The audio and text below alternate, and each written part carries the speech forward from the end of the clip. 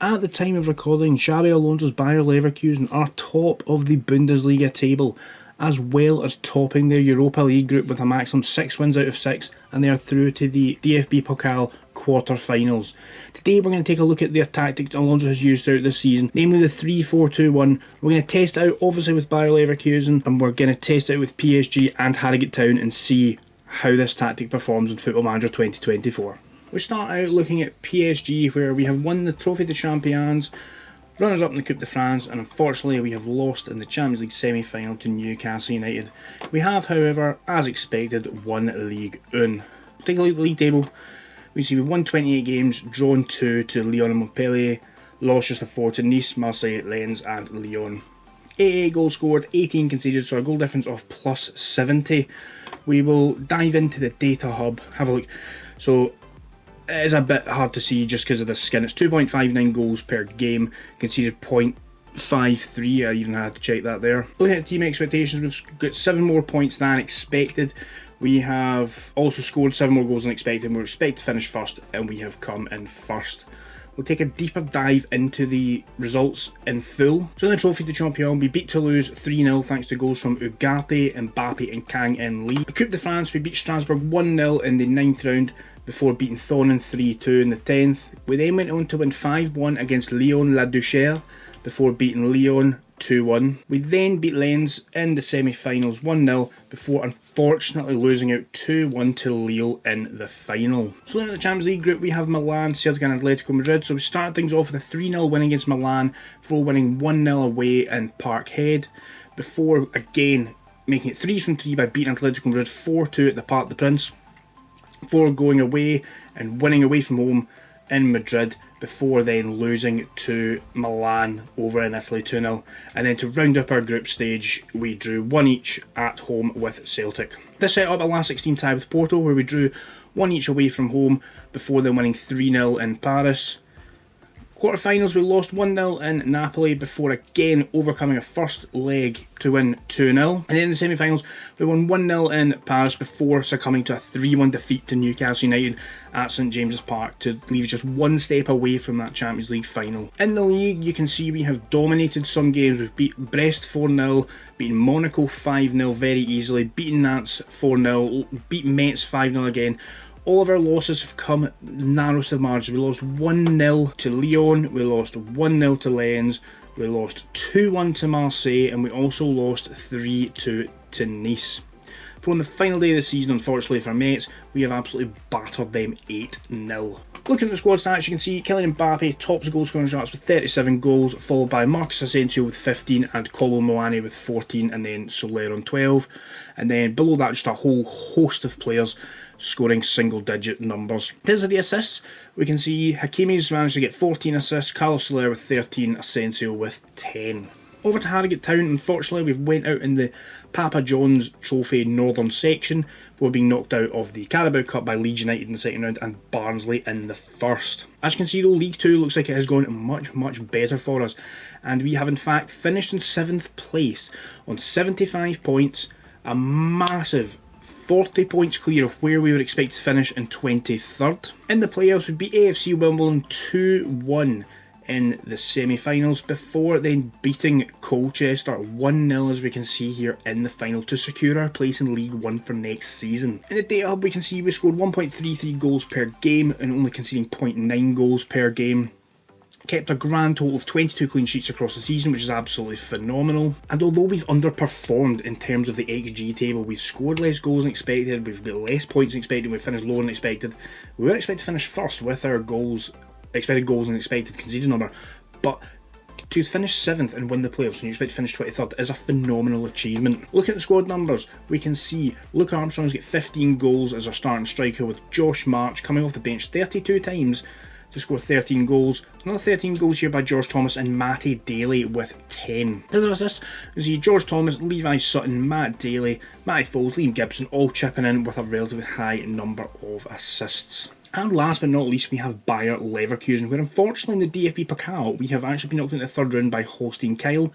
We have however battered Liverpool, which makes me happy as an Everton fan, in the Europa League final 5-1, and we have won the one that matters. We have won the Bundesliga, pipping Bayern to the post by 2 points.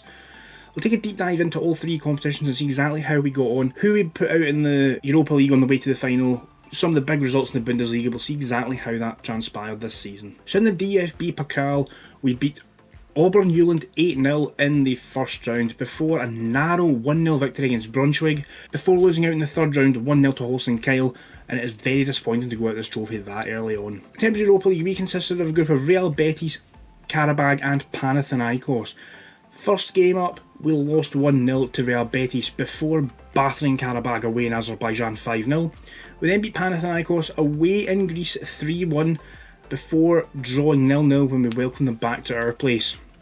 From there, we then lost to Betis again. That's 2 losses already against Spanish sides. Maybe things to come, but as you can see, it wasn't. We then went on to beat Karabag 4-1 in the final game. Wirtz, Andrik, Kusunu and Palacios all scoring the goals. For the knockout playoff round, we came up against Ferencváros, where we beat them 2-1 away from home before securing a 2-0 win in the second leg to go through 4-1 in aggregate. In the last 16, we unfortunately lost 2-0 at home to Villarreal in the first leg before going across to Spain, and goals from Wirtz, Hoffman and Schick, the front 3, putting us through into the quarter-finals of the Europa League. Stripped to the London Stadium, and unfortunately we lost 3-2 to West Ham in the first leg before coming back with 2 Palacios penalties to go into the semi-finals, winning 4-3 on aggregate. Maybe an easy semi-final, but we have managed to beat Red Bull Salzburg 4-1 away from home before a 0-0 draw, and that was more than enough to see us through to the Europa League final, where we faced Liverpool in Dublin and we smashed them 5-1. Victor Osman scored for Liverpool, but it was no reply as Boniface, Adley, Hoffman and Palacios all scored to give us the Europa League trophy and secure us that double this season. As you can see in the Bundesliga, things got off to a little patchy start. We drew 1-1 in the first game against Leipzig before going on a really good run, beating Gladbach 4-1, beating Darmstadt 4-0.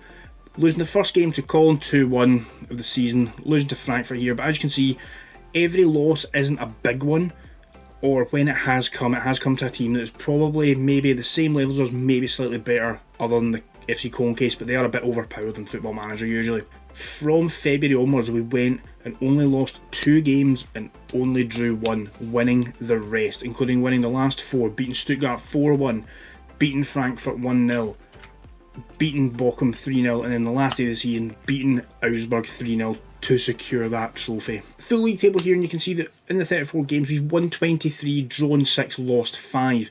We've only scored 59 goals, which may be a bit lower than you would think from a title winner, but we've only conceded 21 goals as well to give us a 38 plus goal difference and win the league with 75 points, 2 more than Bayern Munich. We're into the data hub now, and we can see we've scored 1.74 goals per game and conceded 0.62.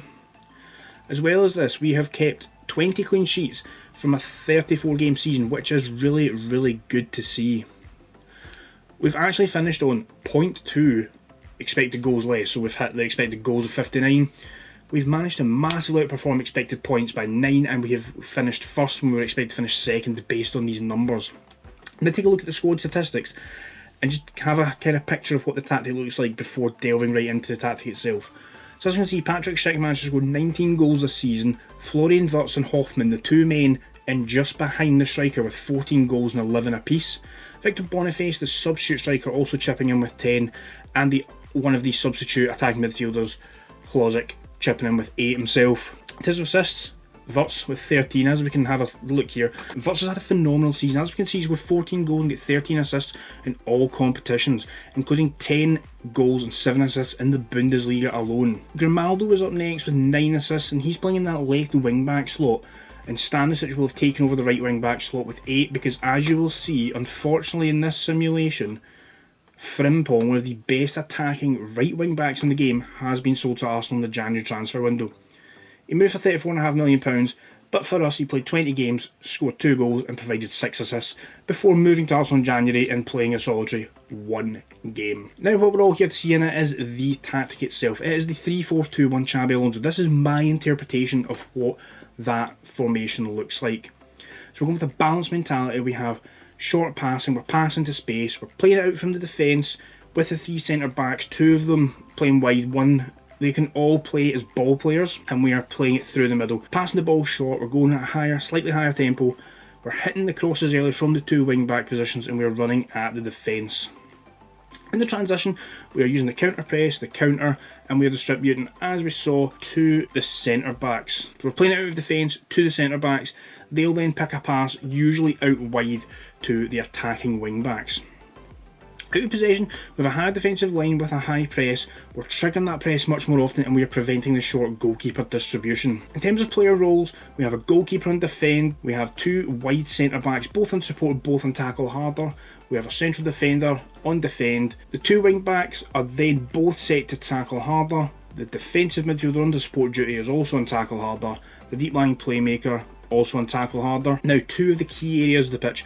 The advanced playmaker and support has been asked to move into the channels and to tackle harder. This usually is what Hoffman has been doing, while the attacking midfielder on attack with a tackle harder as the additional player instruction has been Florian Wirtz. He's been the one that's been going forward, providing the assists, getting the goals, and they're playing in the striker who has shoot more often and tackle harder as his additional instructions. There we have it. That is my interpretation of Xabi Alonso's 3-4-2-1 this season. Let me know down below if you think Bayer Leverkusen will win the league this season, and also let me know what tactical recreation would you like to see coming up next. And as always, please like, share and subscribe to the channel, and we will see you next time.